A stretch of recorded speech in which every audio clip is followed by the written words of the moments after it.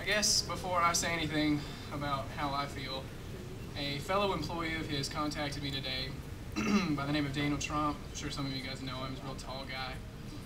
Was a theater major, worked for Evo for about 7 months, and actually got to know him pretty well. And he asked me to say this for him. He couldn't be with us today. As hard as Evo was on people, and even though he would never say it, he was a mentor to all of us. He took people under his wing, and when he thought they were ready, he pushed them out of the nest and taught them how to fly. And the strangest thing about all of this is that his life burned so bright, but so brief, and he thought he had all the time in the world. And the lesson that he would want us to pull from all of this is to live vibrantly, for you never know when it could come to an end. Now it's from Daniel Trump. Here's what I have to say.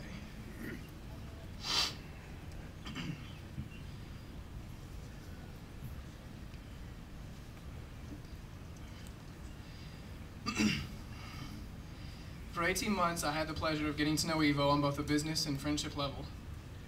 And once I was hired, it was very difficult to keep the two apart, both business and friendship. And soon it blended into a fun but respectable relationship. Evo criticized me and was quite hard on me up until the last day I worked with him. Words such as idiot and stupid and moron were quite common in our daily conversations, mainly because he expected more out of me than I did of myself. Several times we had conversations about life, money, relationships, and how I was particularly lacking in all three departments.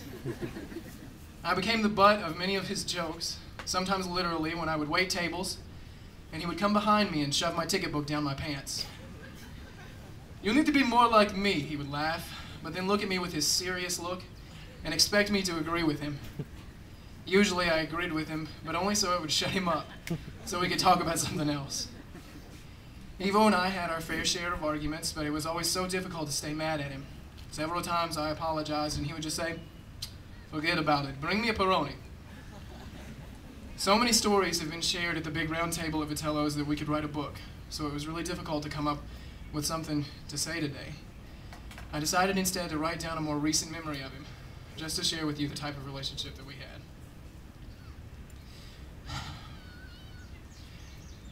One fine evening a few weeks back, we were closing up shop at Vitellos when we all started talking about wines and how they can be so delicious. Evo started raving about this wine that he had tasted and immediately purchased called Napa Valley Reserve, a wine, he reveled, that had to be bought from a special wine cellar for $100 a bottle. Being the poor college student that I am, I never tried anything past a mid-grade Marlowe, so his story began to entice me. I told him that should he bring the bottle to Vitellos, I'd buy a couple glasses from him, and we'd bask in the glory of fine red wine. He laughed and told me that wines such as these were reserved for ladies to taste only. A couple of weeks later, I started planning my 24th birthday party. The rules were simple. I provide the music, the water slide, the kiddie pool, cornhole, and grill, and you just have to bring the meat, the booze, and yourself. I wanted this to be a big social party, something where everybody just got together and goofed off and relaxed in the afternoon sun. Evo, of course, was at the top of his guest list, along with many other Vitellos employees. At first, Evo told me that nobody was going to show up to my party because nobody liked me. But a few days before the party, he called me and asked me when an appropriate time would be to show up. I told him it'd be a good idea to be fashionably late because no one wants to be the first one to the party. He laughed and agreed and promised to bring some good meat for me to grill. The day of the party arrived, and I hustled home from work to make the final preparations. 5 o'clock came before I knew it, and sure enough, Evo pulled up in the driveway with a cooler full of beer and cold chicken for the grill. There was a part of me that thought he might not come, simply because he could have been doing anything else in Murray on a warm sunny afternoon. Evo, as we all knew, dabbled in so many agendas and projects that it was hard to keep track of him on any given day. No matter, on this afternoon he was partying with me. "Eddie, come with me," I remember him saying when he first arrived at the party. "I need you to help me get something." We walked back to his car, and I opened his passenger door, only to be surprised to see a bottle of Napa Valley Reserve in his passenger floorboard. "This is my present to you," he said, quite seriously.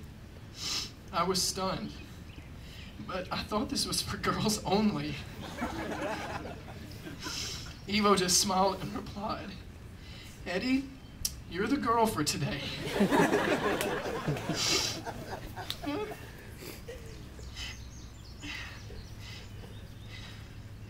Thank you, Evo, for the many good times we had together. Despite what you thought, you had many friends who cared about you and saw you as a good man. I would do anything, for just one more time around the big round table, and for you to push my ticket book down my pants one more time. Thank you.